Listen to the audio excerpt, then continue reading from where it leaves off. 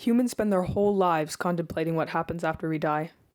Every religion and culture has their own concepts and theories, but no one will ever really be certain about what happens. Death is unfathomable to most humans, since our brains are not wired to be able to perceive being unconscious. But for some reason, many of us are constantly fascinated by it. It's like our whole lives are only a lead up to the end, like it's a finish line. But nobody knows what happens next, or perhaps it's just me. My name is Jude Evans. I'm 16 years old and I'm infatuated with the idea of death. Thank you. Or more accurately, what happens after death. Some may say I'm too caught up in the thought of death to live my life. But I think they're insane for going about their day as if they don't have the most mysterious, unsolved question waiting for them around every corner. You might be inclined to ask what I think about the concept of an afterlife, but honestly, I have no idea. I like the idea of becoming a ghost or going to heaven, but I can't help but wonder if there's nothing that really happens. Maybe when we die, all that happens is hearts stop beating, brains stop worrying, lungs stop breathing. We are buried into the earth and become one with the soil. Knowledge and memories seep into the ground like water from a stream, scars mold into mere particles, and all that's left of proof of existence is an empty skeleton.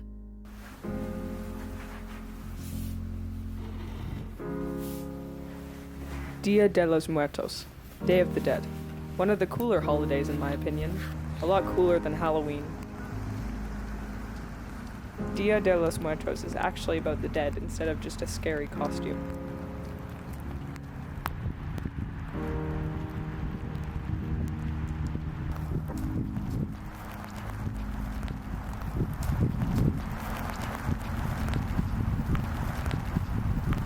I'm sorry, I was totally in another world. Are you okay?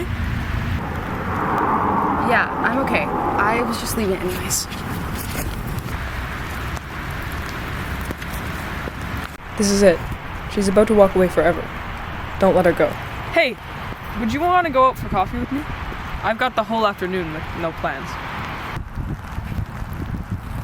Sure. At least tell me whose grave you're at, or at least how they died. It doesn't matter. I don't want to talk about it. Fine, let's just talk about something else then. What's your favorite movie? I really like Secret World of Arietti. I like how alive and colorful it is. I never would have expected that. I really like Eternal Sunshine of the Spotless Mind.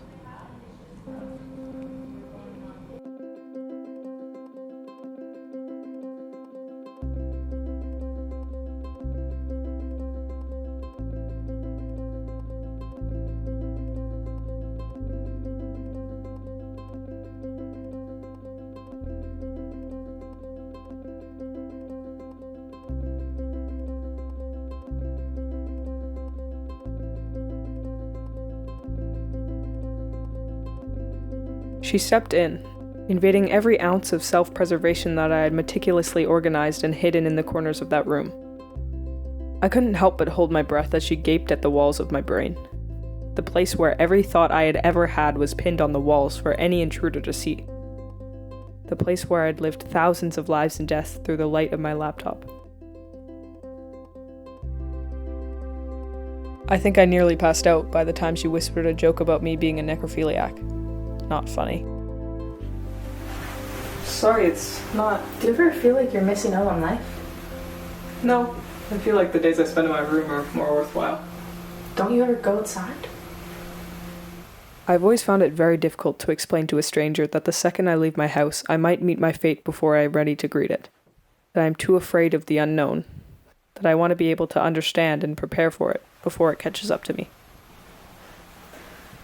It looks like you've spent centuries inside this cave, trying to uncover what seems like a second chance to you. The only sign that someone lives here is this plant, and even it is severely lacking in life. I only mean to ask if it's a fear of death, or if it's a fear of living.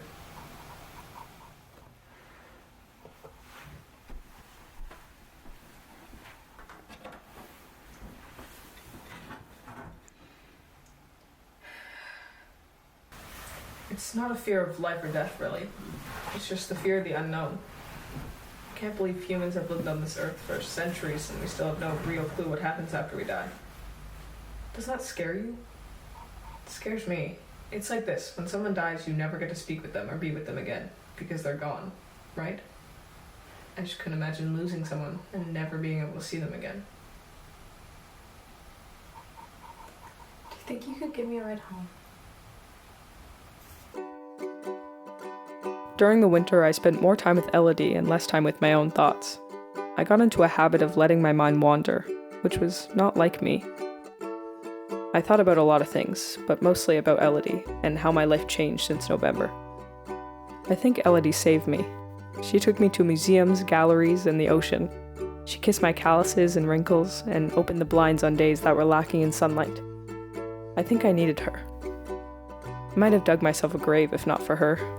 Elodie taught me how to appreciate art and poetry, about the importance of sun and how to speak with ants.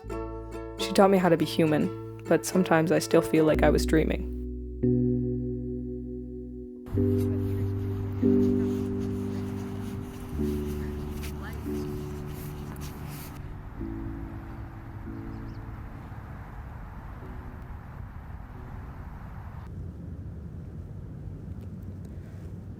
It's my grandma.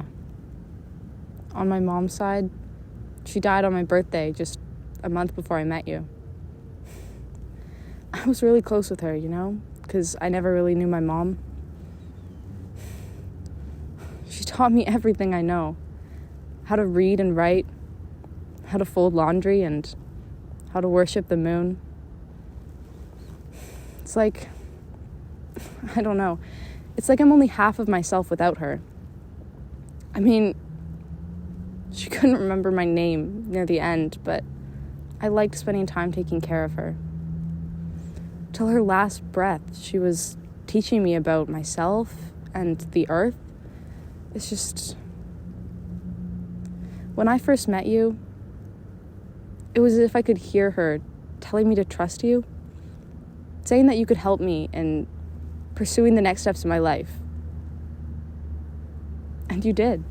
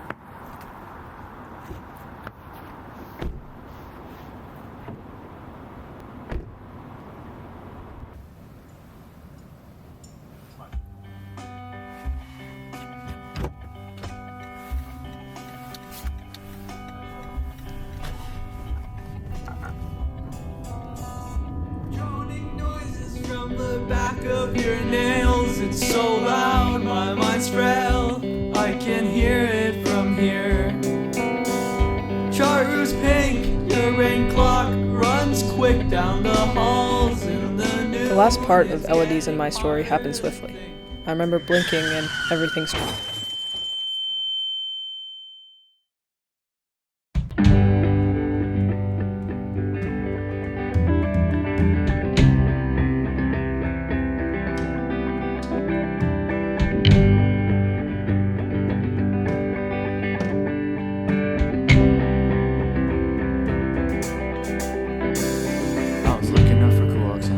Your cool socks. If I moved my ass to your hips, I would have tripped. I was thinking about it later, looking at the strips of your chair. It would face through my dreams like God was really there. Last night I opened up my journal